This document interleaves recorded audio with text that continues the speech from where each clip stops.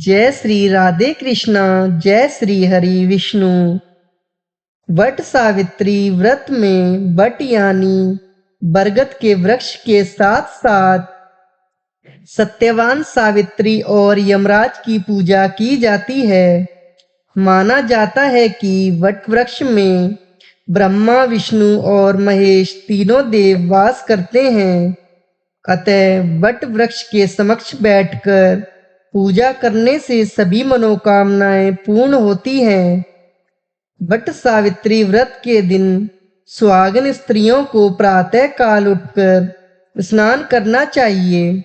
इसके बाद रेत से भरी एक बांस की टोकरी लें और उसमें ब्रह्मदेव की मूर्ति के साथ सावित्री की मूर्ति स्थापित करें। इसी प्रकार दूसरी टोकरी में सत्यवान और सावित्री की मूर्तियां स्थापित करें। दोनों टोकरियों को वट के वृक्ष के नीचे रखें और ब्रह्मदेव और सावित्री की मूर्तियों की पूजा करें। तत्पश्चात सत्यवान और सावित्री की मूर्तियों की पूजा करें और वट वृक्ष को जल दें।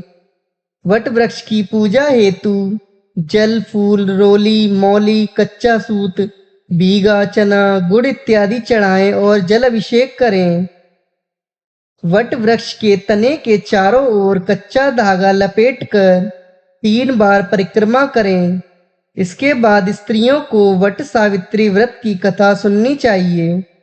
कथा सुनने के बाद भीगे हुए चने का बायना निकालें और उस पर कुछ रुपए रखकर अपनी सास को दें। जो स्त्रियां अपनी सास को दूर रहती हैं वे बायना उन्हें भेज दें और उनका आशीर्वाद लें। पूजा समापन के पश्चात ब्राह्मणों को वस्त्र तथा फल आदि दान करें। वट सावित्री व्रत। वट सावित्री व्रत एक ऐसा व्रत है जिसमें हिंदू धर्म में आस्था रखने वाली स्त्रियां अपने पति की लंबी उम्र और संतान प्राप्ति की कामना करती हैं। उत्तर भारत में तो यह व्रत काफी लोकप्रिय है। दरअसल इस व्रत को ज्येष्ठ मास की अमावस्या और इसी मास की पूर्णिमा को मनाया जाता है। वट सावित्री व्रत कथा।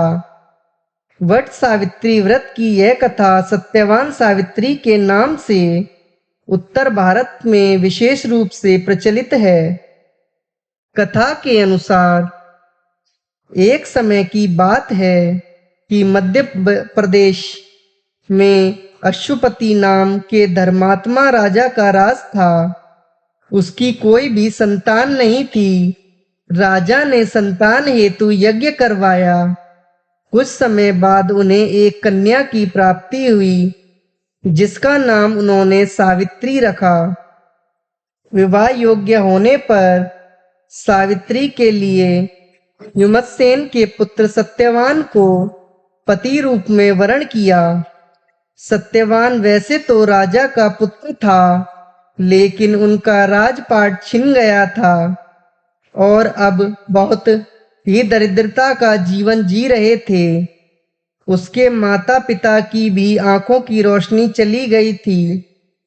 सत्यवान जंगल से लकड़ियां काटकर लाता और उन्हें बेचकर जैसे तैसे अपना गुजारा कर रहा था। जब सावित्री और सत्यवान के विवाह की बात चली तो नारद मुनि ने सावित्री के पिता राजा अश्वपति को बताया कि सत्यवान अल्प आयु है और विवाह के 1 वर्ष बाद ही उनकी मृत्यु हो जाएगी।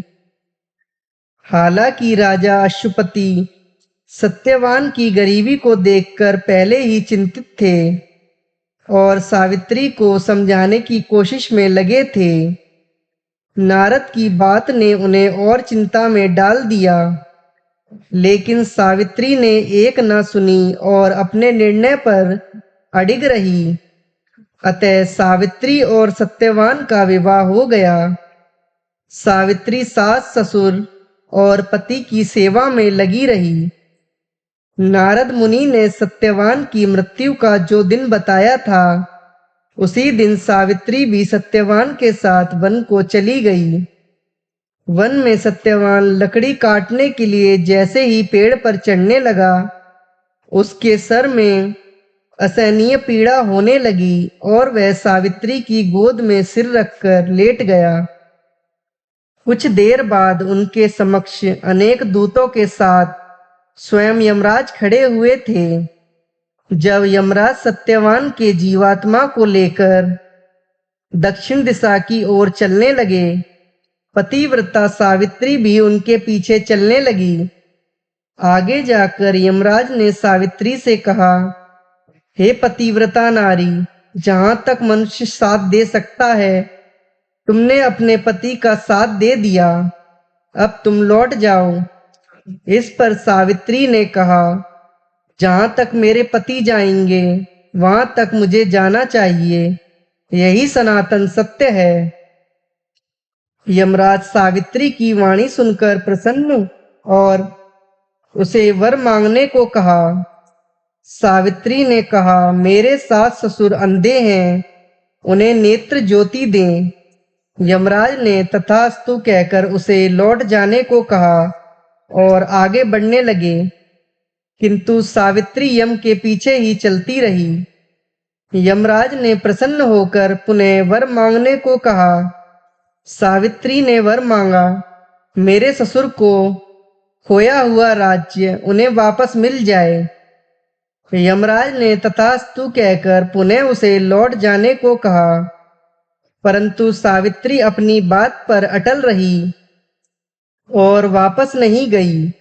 सावित्री की पति भक्ति देखकर यमराज पिघल गए और उन्होंने सावित्री से एक और वर मांगने के लिए कहा। तब सावित्री ने वर मांगा, मैं सत्यवान के 100 पुत्रों की मां बनना चाहती हूँ, कृपा कर आप मुझे यह वरदान दें। सावित्री की पति भक्ति से प्रसन्न हो इस अंतिम वरदान को देते हुए यमराज ने सत्यवान की जीवात्मा को पास से मुक्त कर दिया और अदृश्य हो गए। सावित्री जब उसी वट वृक्ष के पास आई तो उसने पाया कि वट वृक्ष के नीचे पड़े सत्यवान के मृत शरीर में जीव का संचार हो रहा है। कुछ देर में सत्यवान उठकर बैठ गया। उधर सत्यवान के माता पिता की आंखों भी ठीक हो गईं और उनका खोया हुआ राज्य भी वापस मिल गया।